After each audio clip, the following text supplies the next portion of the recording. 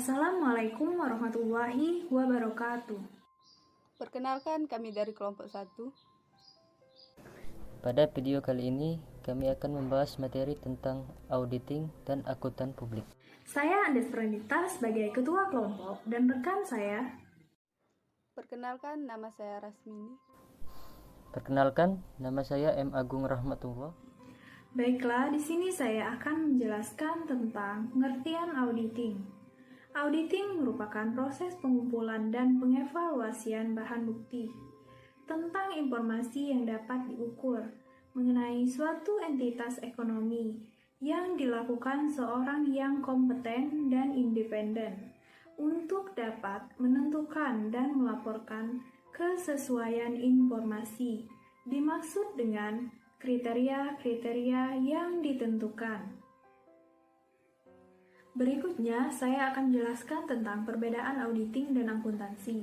Auditing mempunyai sifat analisis, karena akuntan publik melalui pemeriksaan dari angka-angka dalam laporan keuangan, lalu dicocokkan dalam neraca saldo, buku besar, buku harian, bukti-bukti pembukuan, dan sub-buku besar.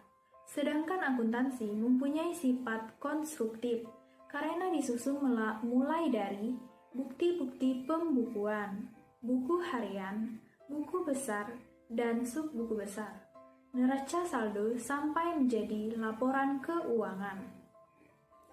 Akuntansi dilakukan oleh pegawai perusahaan dengan berpedoman pada standar akuntansi keuangan, sedangkan auditing dilakukan oleh akuntan publik dengan berpedoman pada standar profesi akuntan publik, aturan IAI, KAP, dan standar pengendalian mutu. Selanjutnya, saya akan menjelaskan tentang jenis-jenis audit. Audit dibedakan menjadi dua. Yang pertama, general audit atau pemeriksaan umum. Suatu pemeriksaan umum atas laporan keuangan yang dilakukan oleh KAP independen dengan tujuan untuk bisa memberikan pendapat mengenai kewajaran laporan keuangan secara keseluruhan. Yang kedua ada special audit atau pemeriksaan khusus. Suatu pemeriksaan terbatas atau sesuai dengan permintaan audit yang dilakukan oleh KAP yang independen. Dan pada akhir pemeriksaannya, auditor tidak perlu memberikan pendapat terhadap kewajaran laporan keuangan secara keseluruhan. Pendapat yang diberikan terbatas pada pos atau masalah tertentu yang diperiksa, karena proses audit yang dilakukan juga terbatas. Berikutnya saya akan menjelaskan tentang jenis-jenis audit.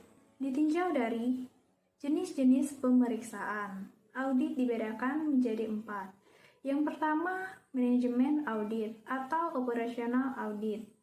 Suatu pemeriksaan terhadap kegiatan operasional suatu perusahaan, termaksud kebijakan akuntansi dan kebijakan operasional yang telah ditentukan oleh manajemen, untuk mengetahui apakah manajemen tersebut sudah dilakukan secara efektif, efisien, dan ekonomis. Yang kedua ada komplain audit atau pemeriksaan ketaatan. Pemeriksaan yang dilakukan untuk mengetahui apakah perusahaan sudah mentaati peraturan-peraturan dan kebijakan-kebijakan yang berlaku, baik yang ditetapkan oleh pihak internal perusahaan maupun pihak eksternal. Pemeriksaan dapat dilakukan oleh KAP maupun bagian internal audit. Yang ketiga, internal audit atau pemeriksaan intern. Pemeriksaan yang dilakukan oleh bagian intern audit perusahaan baik terhadap laporan keuangan dan catatan akuntansi perusahaan maupun ketaatan terhadap kebijakan manajemen yang telah ditentukan. Dan yang terakhir, komputer audit.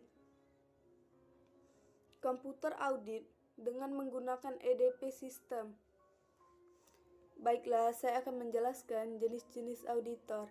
Jenis-jenis auditor terbagi menjadi 4. Yang pertama, akuntan publik. Kantor akuntan publik sebagai auditor independen bertanggung jawab atas audit laporan keuangan historis dari seluruh perusahaan publik dan perusahaan besar lainnya. Yang kedua, auditor pemerintah. Di Indonesia terdapat berbagai lembaga atau badan yang bertanggung jawab secara fungsional atau pengawasan terhadap kekayaan atau kekuasaan negara. Pada tingkatan tertinggi terdapat Badan Pemeriksaan Keuangan atau BPK. Yang ketiga, auditor pajak. Direktorat Jenderal Pajak atau sering disebut DJP bertanggung jawab atas penerimaan negara dari sektor perpajakan dan penegakan hukum dalam melaksanakan ketentuan perpajakan. Aparat pelaksanaan DJP adalah Kantor Pelayanan Pajak atau KPP. Dan yang terakhir, auditor intern. Auditor intern bekerja pada saat perusahaan untuk melakukan audit bagi kepentingan manajemen perusahaan. Bagian auditor perusahaan biasanya bertanggung jawab langsung kepada presiden direktur, direktur eksekutif, atau kepada komite audit dari Dewan Komisaris. Selanjutnya, saya akan menjelaskan aktivitas kantor akuntan publik. Yang pertama, jasa audit laporan keuangan atau general audit. Jasa audit laporan keuangan merupakan laporan keuangan yang disajikan oleh perusahaan oleh independen kantor akuntan publik atau KAP dengan tujuan untuk mendapatkan pernyataan mengenai kewajaran dalam semua hal material, posisi keuangan, hasil usaha, perubahan ekuitas, dan arus kas sesuai dengan prinsip akuntansi. Yang kedua, jasa audit khusus atau special audit. Jasa audit khusus adalah pemeriksaan yang dilakukan sesuai dengan kebutuhan perusahaan. Jenis jasa ini dapat berupa audit atau pos-pos tertentu dari laporan keuangan, audit atas laporan keuangan yang disusun berdasarkan suatu basis akuntansi selain prinsip akuntansi yang berlaku. Audit atas informasi keuangan untuk tujuan tertentu atau audit khusus lainnya.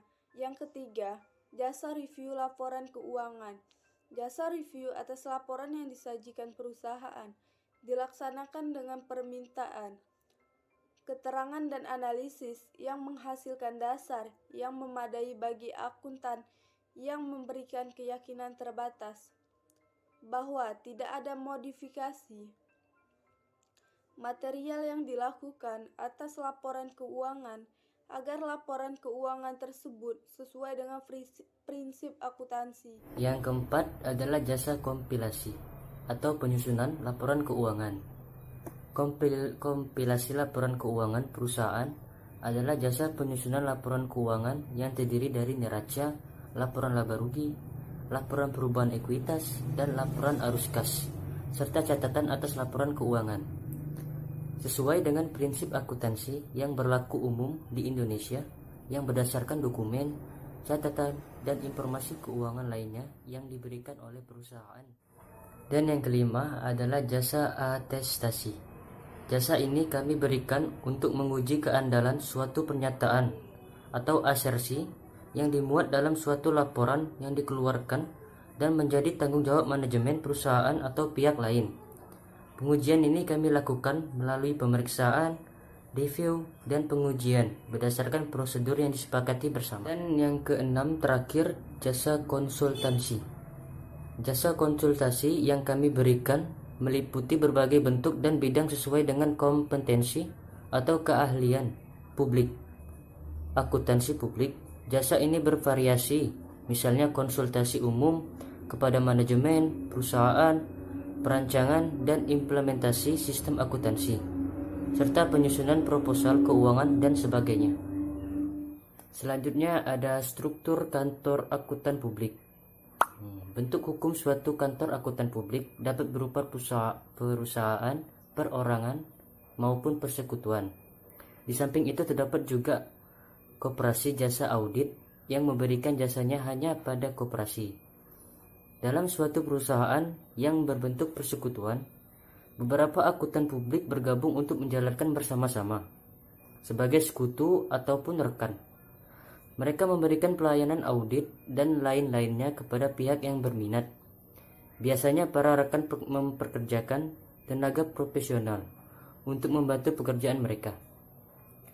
Dan hierarki organisasi dalam suatu kantor akuntan publik dapat terdiri dari rekan ataupun partner, manajer, para penyelia atau supervisor, senior dan asisten, karyawan-karyawan baru. Dan selanjutnya ada Standar Internasional Audit atau ISA. Standar Internasional Audit adalah standar profesional untuk kinerja audit keuangan informasi keuangan. Standar ini dikeluarkan oleh International Federation of Accountants atau disingkat IFAC melalui audit internasional dan jaminan Dewan Standar atau bisa disingkat IAASB. Dan terdapat struktur standar audit di dalam ISA adalah yang pertama ISA 200. Tujuannya keseluruhan auditor independen dan pelaksanaan audit berdasarkan standar internasional tentang audit. Yang kedua ISA 210 menyetujui ketentuan perikatan audit. Yang ketiga ISA 220 quality control untuk audit laporan keuangan. Yang keempat ISA 230 audit dokumentasi. Yang kelima ISA 240 tanggung jawab auditor berkaitan dengan penipuan dalam audit laporan keuangan. Yang keenam ISA 250 pertimbangan hukum dan peraturan dalam audit laporan keuangan. Yang ketujuh ISA 260 komunikasi dengan orang yang dibebankan dengan pemerintah.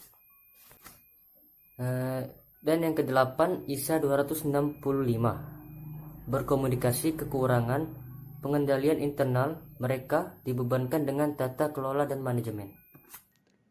Jadi itu saja penjelasan video dari kelompok kami. Terima kasih atas perhatiannya.